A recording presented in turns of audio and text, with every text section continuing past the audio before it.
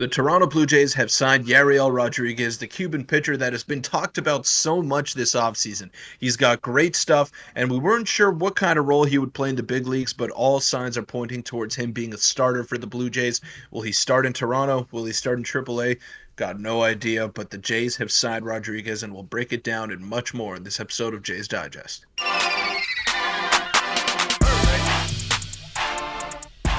What's up, Jays fans? I'm your host, Peter Vryonis, alongside host Nick Gosse. Busy day for Toronto sports as the Blue Jays have just acquired Yariel Rodriguez. The Toronto Raptors have just traded away longtime all-star Pascal Siakam. A lot of movement going down. It's about time that Toronto decided to wake up as a sports city here. But Yariel Rodriguez is the news that we're going to be focusing on today, Nick.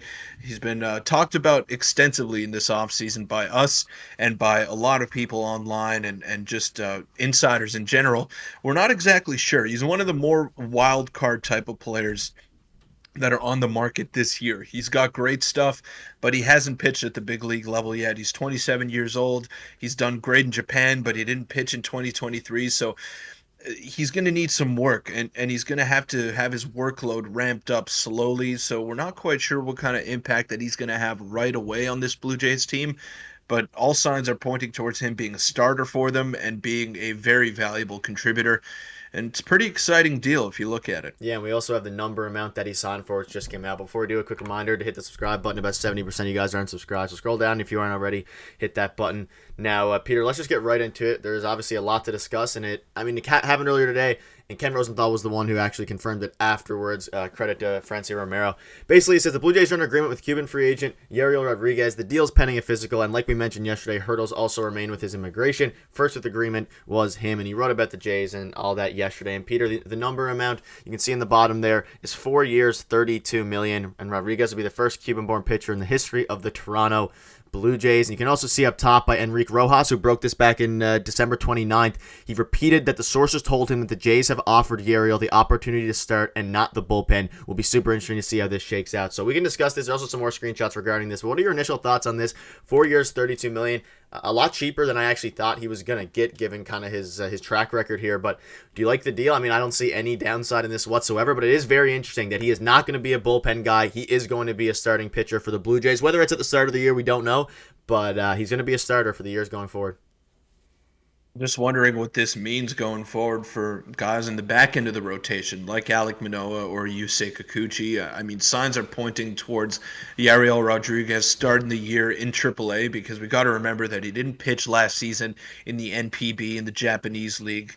He only pitched in the World Baseball Classic, where he was deployed as a starter for the Cuban national team. So he showed flashes of being able to handle that kind of workload, and he's able to be in that role. But we also have to remember that in the World Baseball Classic, there were pitch restrictions, and you couldn't go over 85 pitches in the first round. So you didn't really get a good look at someone's ability to handle big time innings or eat up a lot of innings for a ball club. He's going to be put to the test with the Toronto Blue Jays. It's going to be interesting to see whether or not he starts in AAA or in Toronto, but I did read some things that he's going to start with the Bisons and maybe work his way towards like a mid-season call-up, which wouldn't be the worst thing in the world. But for $8 million a year, you don't want a guy rotting away in AAA either. So let's hope that he goes there and he performs and he shows that he's capable of taking on a starter role.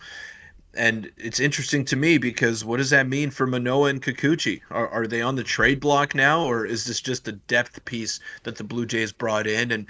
And maybe if he wins the job, then he'll be a starter, but he'll be in the bullpen for the most part. Who knows? It's interesting, but 4 years, $32 million, not bad value for a guy with that kind of stuff. Yeah, there's a lot of questions regarding this. I mean, we didn't expect him to get a starter, and you suspect that this kind of takes him out of some of the other races. And Eric Truden said the Jays plan on bringing him in aboard as a starter, and he's been told that there's also a chance that he begins the year in AAA to build up that starter workload, but that is a fluid situation. So you kind of mentioned it.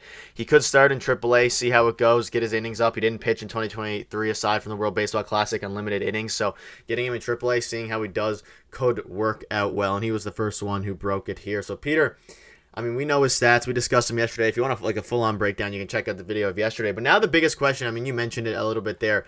I don't know what this means going forward for really any of the starting staff regarding Kikuchi and Alec Manoa. We've discussed a potential Kikuchi trade, a potential Manoa trade, but it still doesn't seem like a good time to trade Alec Manoa to me if you're the Toronto Blue Jays, just because of how low the value is. Maybe they try to work a Yusei Kikuchi trade, but assuming they're paying this guy to start this season, and that's what all signs are pointing to, maybe not at the start, do they just run a six-man rotation? Do they look to trade one of the other guys? Do they try to trade Kikuchi for a bat? Again, I'm not saying we don't know if that's going to happen. There's no reports necessarily of Kikuchi being traded, but it's really interesting now what they do because he's supposed to be our starter, and maybe they just run a six-man rotation throughout the year, or they don't have much faith in Alec Manoa. That's also a possibility. And I guess I don't know. Do you have any thoughts on that before we get into a couple of other minor moves that were made as well? I think Alec Manoa deserves an opportunity to start the season. I don't know what his relationship is like with the Blue Jays front office, so that may ultimately seal his fate in that regard. But you got to try to put that aside if you're Ross Atkins. I mean, this is a guy who's making not a lot of money, who's 25 years old, who was supposed to be a workhorse in that rotation at the front end of that rotation for a long, long time, and both sides kind of blew it here. So I'd like to see them iron some things out in spring training if it's possible. Don't know what the state of that relationship is looking like, but it would be a disaster to trade him at this point with his value being at his absolute lowest. And again, for the point of the six-man rotation, Nick, I'm totally against it. I don't want that to happen just because that's one less start for Kevin Gausman. That's less starts for Chris Bassett, Jose Barrios, and I like all of those arms. I like Rodriguez getting added into that mix.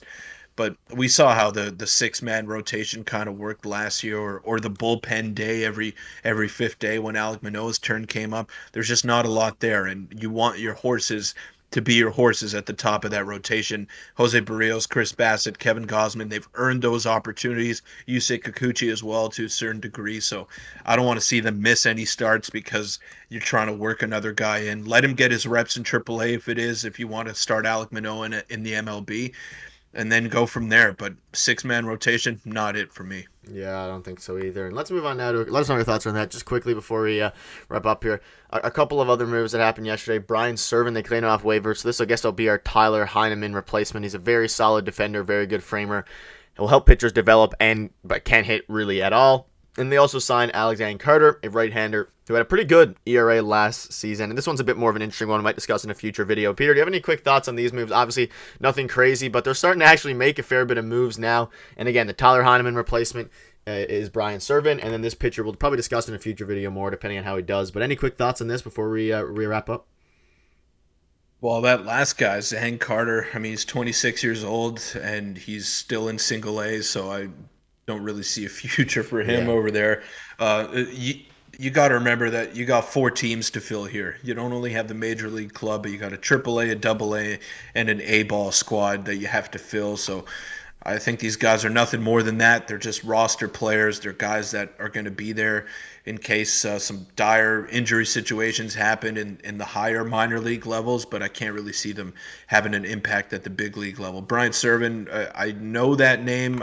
He was a big leaguer for a while. He's had his cup of coffee there, so I'm glad that they got a replacement for Tyler Heineman. But if either Danny Jansen or Alejandro Kirk go down for an extended period of time, you're not too confident having him in that lineup because he doesn't really hit. And yeah, he's okay defensively, but this team will go as far as that catching tandem will take them, and I don't want to see anything happen to them. Yeah, I agree as well. Nothing crazy there to discuss. The biggest one today was Yariel Rodriguez, and I'm excited. The Jays, pretty big signing. It's not being discussed as much as some of the other guys. We really don't know what to expect from it, but that'll wrap it up. Let us know in the comments if you're excited about this signing. If you want to check out our full breakdown on them, you can click on your screen right now, and we will see you tomorrow, hopefully with another move.